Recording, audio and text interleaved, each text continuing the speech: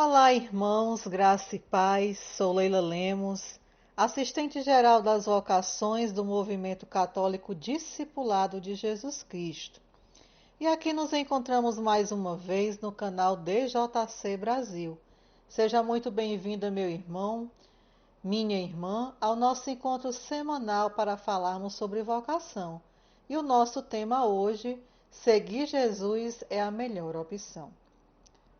Convidar você a compartilhar o endereço do nosso portal www.djcbrasil.com.br com seus amigos, familiares, para que se unam conosco nesta noite. Enquanto isso, deixa aí o seu like, se inscreve em nosso canal e ativa o sininho para você receber as notificações sempre que iniciarmos uma nova publicação. E nesse domingo, dia da solenidade da Santíssima Trindade, o mistério do amor de Deus, nós iniciamos saudando o Pai Criador, o Filho Redentor, o Espírito Santo, nosso santificador. Nós te bendizemos, Trindade de amor. Nós te adoramos, nos rendemos à tua graça. Três pessoas e um só Deus verdadeiro. Pedimos a ti, permita-nos ser mergulhados em tua misericórdia infinita. Deus de amor, Deus clemente, paciente, rico em bondade e fiel. Recebe nossa vida como um ato de amor e adoração a ti, Trindade Santa. Olá, irmãos e irmãs, graça e paz. Sou Leila Lemos, assistente geral das vocações do Movimento Católico Discipulado de Jesus Cristo. E aqui nos encontramos mais uma vez no canal DJC Brasil. Seja muito bem-vindo ao nosso encontro semanal neste domingo para falarmos sobre vocação. E hoje o nosso tema é seguir Jesus é a melhor opção. Convido a você a compartilhar o endereço do nosso portal www.djcbrasil.com.br para que seus amigos, familiares possam se unir conosco. Enquanto isso, deixe aí o seu like, deixe também seu comentário se você desejar. Se inscreva em nosso canal e ative o sininho para que nas próximas publicações você possa ser lembrado. Nós celebramos no último domingo e aqui falamos da grande solenidade de Pentecoste. Como já falamos anteriormente, a solenidade de Pentecostes foi um fato marcante para toda a igreja, para os povos, pois foi nela que teve início a ação evangelizadora para que todas as nações e línguas tivessem acesso ao Evangelho e à salvação mediante o poder do Espírito Santo de Deus. E como Igreja de Jesus, nós precisamos dessa experiência do Espírito Santo, que renova tudo, nos dá amor e misericórdia e nos possibilita levar aos irmãos a oportunidade de também serem recriados no Espírito Santo. Nós precisamos dessa ação, do Pentecostes acontecendo em nós hoje.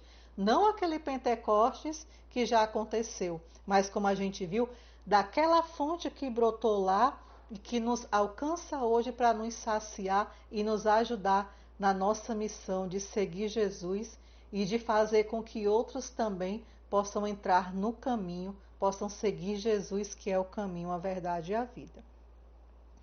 No fato narrado em Atos, nós vimos como eram os discípulos antes e depois de Pentecostes. Os discípulos antes de Pentecostes eram medrosos, viviam escondidos porque eles eram perseguidos por causa do nome de Jesus. Daqueles que seguiam o caminho com C maiúsculo, que era o próprio Jesus, eram perseguidos. Discípulos eram cheios de medo. Mas depois de Pentecostes, os mesmos discípulos que não saíram daquele contexto de perseguição, mas que eles ficaram cheios da ação de Deus, Eles ficaram tão cheios do Espírito Santo, tão cheios de fervor, tão cheios de parresia, que eles não se preocupavam com quem estavam perseguindo, não se preocupavam com os açoites, não se preocupavam com as prisões. Eles queriam evangelizar, eles queriam anunciar o Evangelho de Jesus, eles queriam levar aquele batismo do Espírito Santo para que aquelas pessoas fossem recriadas, fossem batizadas, nascessem de novo, naquele processo de nascer do Espírito Santo para Deus, que foi aquilo que eles vivenciaram e experimentaram em Pentecostes. Os discípulos medrosos agora eram cheios da graça, cheios de parresia, cheios de destemor. Isso. Viviam da palavra de Deus, proclamavam a palavra de Deus, eram audaciosos em proclamar a palavra de Deus. Levavam o batismo do Espírito Santo a todos, levando todos a seguir a Cristo. Sem aquela experiência de Pentecostes, eles não poderiam ter dado início àquilo tudo que eles viveram, porque Jesus subiu aos céus, foi para junto de Deus, e eles continuaram sendo a igreja de Jesus aqui na terra. Da mesma forma, meus irmãos, eu e você ficamos como os apóstolos antes do envio do Paráclito prometido. Sem a experiência de Pentecoste, nós somos aqueles discípulos, aqueles apóstolos antes do envio, antes do Espírito Santo vir sobre eles. Paralisados e presos nos nossos medos, nos nossos receios. E Deus não quer isso. O Espírito Santo quer que sejamos destemidos e corajosos no anúncio do reino de Deus, neste mundo cada vez mais ateu, frio e desacreditado. E nestes tempos de pandemia, em que o caos se instalou, em que o medo se instalou em tantas casas, em tantas famílias, tantas situações difíceis que nós já falamos aqui, tanto na economia como também na vivência familiar, em todos os setores da sociedade. Diante de todas essas circunstâncias causadas por este vírus, que causa muito males, nós precisamos ser sal e luz para a terra. Ser sal e luz para a terra. Nós precisamos ser discípulos corajosos, destemidos nesse contexto. Porque se nós que vivemos, que já tivemos a experiência com o Espírito Santo, embora nós precisamos deste renovar todos os dias, nós sofremos, imaginem tantos irmãos que ainda não se abriram ao poder da graça de Cristo. Como eles sofrem, como eles estão perdidos. Então nós precisamos ser esse sal e essa luz para este povo. Tendo vivido esta graça, meus irmãos, nós não podemos ficar à margem. Tendo experimentado já da graça do Espírito Santo, Ele quer que nós sejamos inseridos nesta missão de viver e de espalhar esta experiência poderosa de Pentecostes para todos os cantos. Pelo Brasil, pelo mundo, em todos os lugares. Mas você pode estar pensando, como é que eu vou fazer isso? Eu que sou tão limitado, eu que sou tão fraco, eu que não tenho coragem. O Espírito Santo nos encoraja. O Espírito Santo nos dá uma força que nos leva a promulgar a palavra de Cristo em todos os cantos. Precisamos abrir a porta e deixar essa porta aberta para que o Espírito Santo faça. Nós precisamos alcançar essas pessoas, não só para sermos reconhecidos, mas como um ato supremo da misericórdia de Deus no cumprimento da sua palavra, que o amor se estenda, que o amor seja conhecido, que o amor seja amado, que o Espírito Santo possa dar vida nova a todas essas criaturas. O Senhor, eu posso dizer, conhece os nossos limites. Ele sabe dos nossos pecados, Ele sabe das nossas limitações, sabe também de nossas omissões, das nossas fraquezas. Sabe dos tempos difíceis que estamos passando. Contudo, Ele nos acolhe quando a Ele nos entregando. Ele nos move, nos santifica e, além de nos restabelecer, Ele confia o seu projeto de salvação. Ele nos permite ser sacrários vivos, mesmo do jeito que nós estamos, na fraqueza que nós trazemos. Se a gente se abre à graça do Espírito Santo, Ele faz de nós sacrários vivos. Revela-nos o que está no coração do Pai e pede que, vivendo no amor autêntico, Façamos nascer novos discípulos, levando a eles sua graça e seu amor. É clara a exortação do Senhor quando diz: vão e façam com que todos os povos se tornem meus discípulos. É imperativo, meus irmãos. Não é um convitezinho, é uma ordem. A Igreja de Cristo teve que se adequar nesses tempos de pandemia, teve que inovar, teve que avançar para que a evangelização não parasse. A igreja teve que se organizar para que a Eucaristia pudesse chegar às nossas casas de modo espiritual, pudesse chegar e nos fazer viver dessa graça, para que eu... Mas não dá para experimentar tudo isso, perceber a ação de Deus com tudo que a igreja está fazendo, com que nós também nos organizamos para chegar até você, sem uma abertura para Deus, sem uma opção por Jesus. Há revelações que só se compreende quando nos colocamos prostrados em sua presença, mergulhados nele, num só coração, numa só alma. Só quem está aberto ao poder de Deus nesses tempos percebe o que está sendo feito para que a gente não esteja sozinho, nós não fiquemos desolados. Daí, irmãos, quando a gente se abre, a gente vai percebendo e vai se abrindo de claridade em claridade. Nós vamos tomando consciência de que Deus é o Senhor das nossas vidas. E uma vez conhecendo, a gente já não consegue ficar calado, ser do mesmo jeito, agir como antes. Pois já não dá para ignorar a sua presença e a gente quer levar essa presença para outros. Igual aquela samaritana, que tendo uma experiência com o Senhor, foi anunciar para os outros aquele Jesus que tinha falado toda a vida dela sem conhecer. É ele que saciou a sede que ela tinha no coração, sede de Deus. A muitos o Senhor se dará a conhecer, atrai para si, convida ao seu seguimento. Confia-lhe a posição de soldados em seu exército. Porém, para o seu pleno exercício é preciso abandonar-se e com isto, muitos dos conceitos já antes pré-estabelecidos individualmente perdem a posição para que a gente possa se unir na defesa do reino e na defesa de cada um daqueles combatentes que também se uniram a ele. Já não cabe aqui, meu irmão, a mim nem a você ser individual, mas pensar o conjunto da obra, pensar o conjunto do DJC, o conjunto da igreja, de alcançarmos mais pessoas agora. A igreja teve que se adaptar para levar a Jesus, para que as pessoas não parassem de segui-lo. Nós precisamos aceitar os limites e direcionamentos que nos são dados para este combate.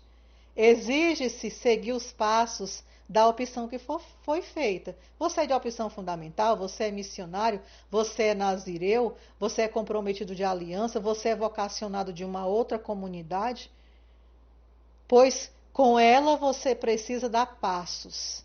Seja público ou individual, o compromisso que você fez, você precisa se esforçar para poder acatar os direcionamentos que regem aquilo que constitui o seu grupo, a sua comunidade, o seu movimento, a comunidade, porque vocês fazem agora parte de um time, de uma tropa, da qual você se alistou e decidiu seguir Jesus. Como membro do DJC, eu e você, e quem nos escuta, quem participa do nosso podcast de outras comunidades, você faz parte de um grupo, de um movimento, então você aceitou, você disse, eu estou aqui, eu quero ajudar, eu já tive essa experiência com Deus, eu recebi o Espírito Santo, eu fiz a experiência de Pentecostes na minha vida, então eu preciso levar essa mesma graça a outros irmãos, combater como exército, como soldado, sempre em ordem de batalha.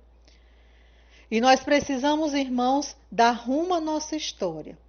Nós precisamos assumir o chamado que Deus fez para nós. E nós precisamos viver isso de acordo com o que Deus vai nos designando. Nós precisamos viver isso. Nós precisamos estar treinando sempre para o bom combate, para que a gente possa estar sempre atento àquilo que Deus quer para nós. Precisamos nos organizar, precisamos nos esforçar, precisamos ver as estratégias. Porque quem vai guerrear não vai de qualquer jeito. Precisa se organizar, precisa ver o trabalho de evangelização. Como é que eu vou alcançar as pessoas nesse tempo de pandemia? Como é que eu vou levar a palavra de Deus às pessoas que estão em casa e que eu não posso ter contato? Então você tem que se organizar, nós temos que nos organizar.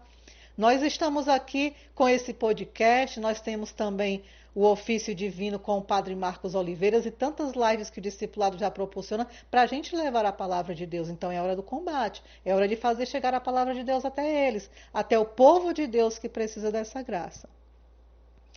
O trabalhar em grupo, meus irmãos, é estudado, organizado. São vistos as frentes de defesas, de ataques, com estes soldados, com aqueles outros. Ora, quem está à frente precisa dar lugar a outro e quem estava na defesa vai para o ataque ou vice-versa. É assim quando alguém vai guerrear. Sempre tem que ver, é assim no jogo, quem é ponta direita, quem está na lateral esquerda, quem está na lateral esquerda, quem é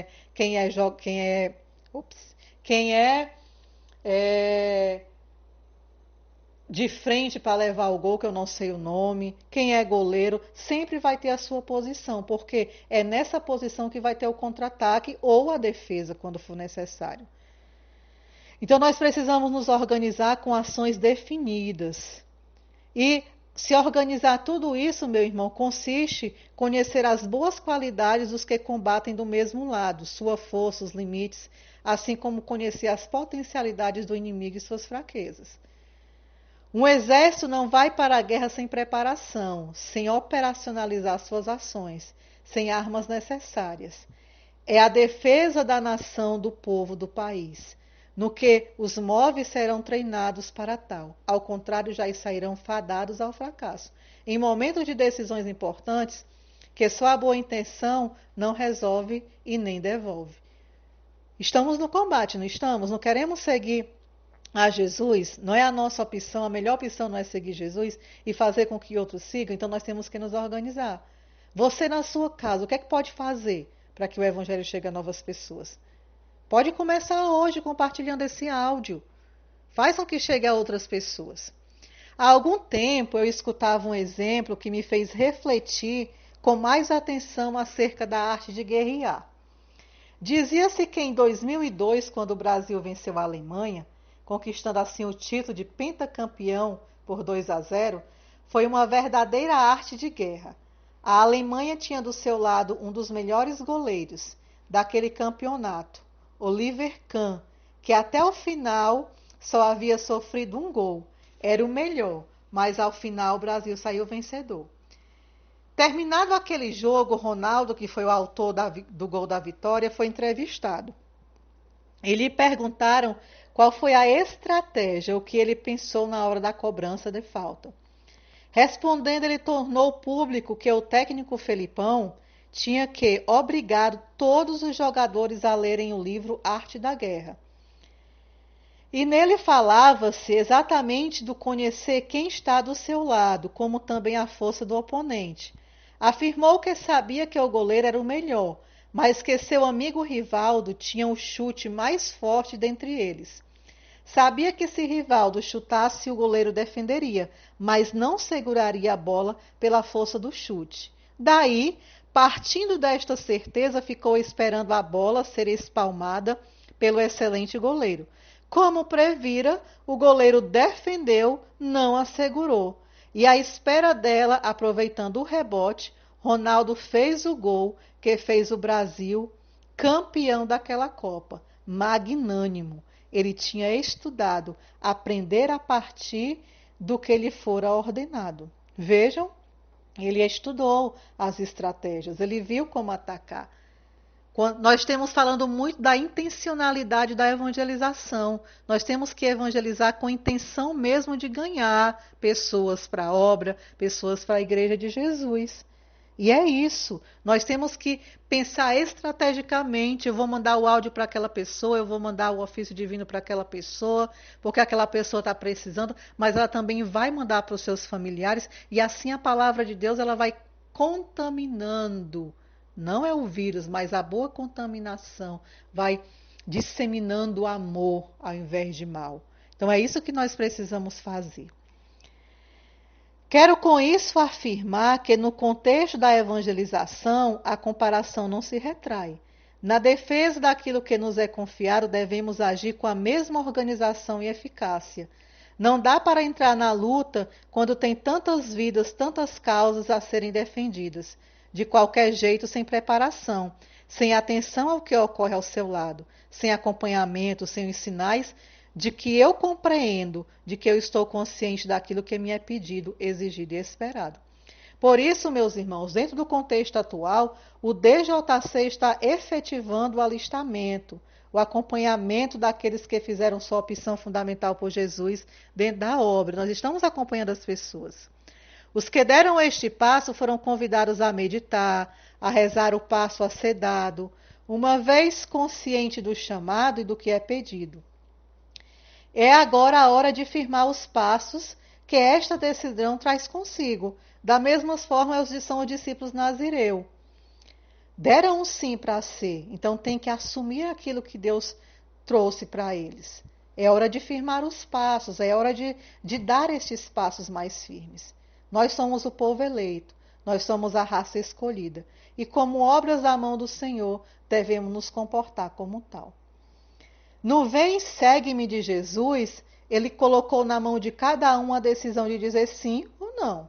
Agora, uma vez dizendo sim, surge a necessidade de estar unido àquele que emitiu o chamado, entender para onde está sendo guiado, pois somente ele poderá providenciar tudo o que nos é necessário para continuarmos existindo e sermos cada vez mais realizados de acordo com a vocação para a qual ele mesmo chamou. Nesse processo, meus irmãos, a oração é o coração gerador de toda a espiritualidade da caminhada. É fundamental estar unido, é fundamental escutar com obediência o chamado de estarmos rezando, de permanecermos unidos a Cristo. A gente vê que Jesus subiu aos céus na sua ascensão e disse: olha, esperem, estejam lá, porque eu vou mandar o Paráclito, aquele que eu prometi. E eles estavam obedientes, e sobre eles desceu toda a força do alto para continuarem evangelizando. E eles produziram muitos frutos. Por isso, nós também, para assumir, para viver, para ter estes frutos, nós precisamos assumir com perseverança os desígnios de Deus para nós. Vamos adiante. No segmento é preciso dar passos. Se optamos, sigamos, e tudo mais nos será dado por acréscimo. Estou dentro, minha luta permanece, minha decisão será renovada diariamente para a glória de Deus. Fortaleza do DJC e de minha pequenina alma. E você?